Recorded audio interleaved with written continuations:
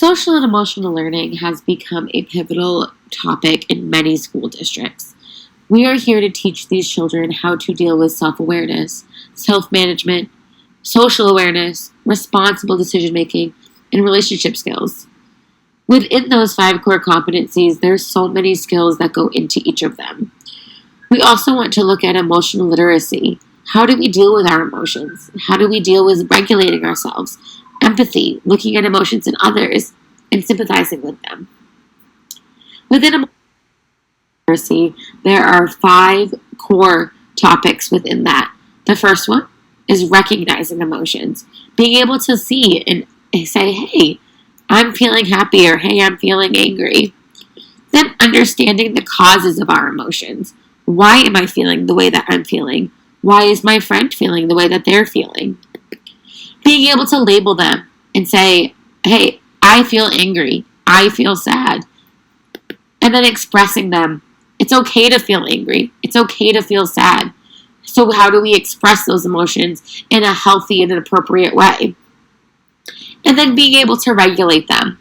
Looking at, yes, I'm feeling angry, but I'm not going to act out by hitting or kicking and screaming. I'm going to be able to regulate myself by taking deep breaths or asking for help with a problem.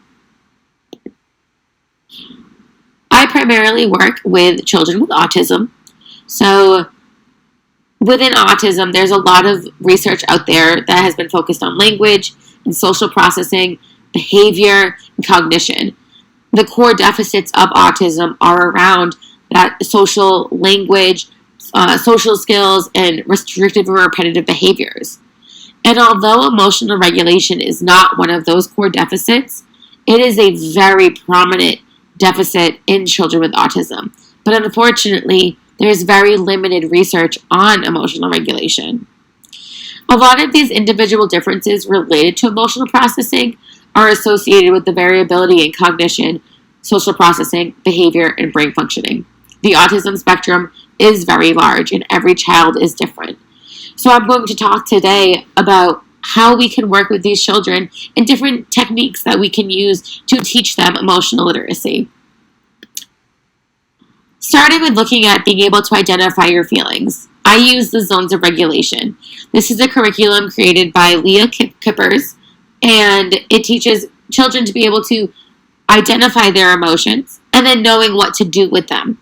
They create a toolbox for these children knowing, I'm angry, what can I do? I'm feeling happy, what can I do?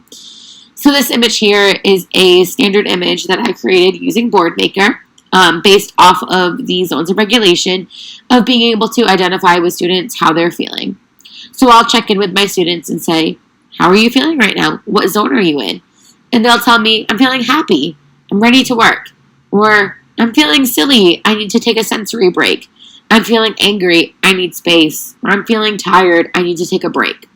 So I check in with my students throughout their day, throughout their sessions, and just see how they're feeling, and being able to pair the emotion with a color helps them understand the emotions a little bit better.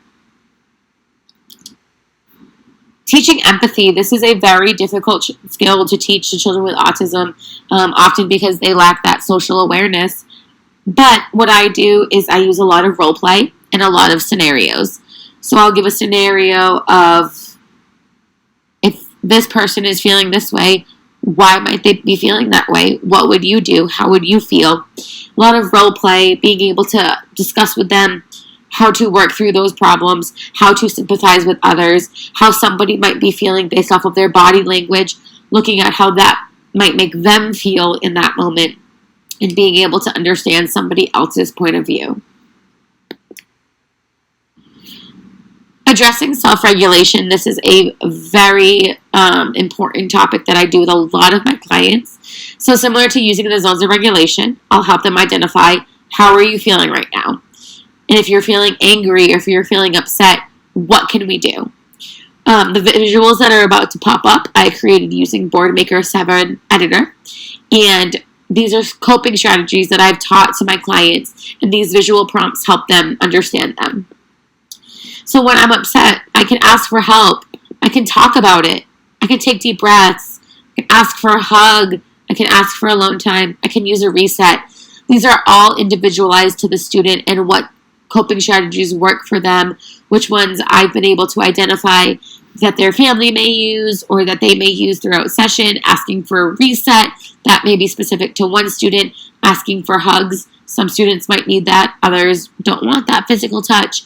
So just knowing your students and being able to identify with them and saying, hey, you're feeling upset. How can I help you work through this? Teaching executive functioning skills is very important. These skills include working memory, flexibility, planning, organizing. This curriculum here is the We Thinkers Social Problem Solving Curriculum. There's 2 volumes. So you have the first set volume teaches our newer learners, and then the volume 2 goes for our higher learners. This curriculum here teaches expected and unexpected behaviors, flexibility, problem solving. So I use this curriculum often when I am trying to teach those executive functioning skills to my students. Looking at emotion and learning, emotion plays a huge role into learning, and unfortunately, it is often overlooked to see how that is comparable. Emotions affect everything that we do. It affects our attention, our learning, our decision-making, our relationships, and our mental and physical health. If we're bored, we're not going to attend. We need to be motivated to learn, so we need to make sure that we're addressing the emotions within our students to make sure that they are in that optimal learning phase. So in conclusion, emotions, emotional regulation, social emotional learning, emotional literacy, however you want to word it, it is all so important for all children. Especially, children with autism, they do learn a little bit differently than their typically developing peers. So we want to make sure that we have these strategies in place to be able to assist them through these difficulties that they may face in their everyday lives and working through these problems.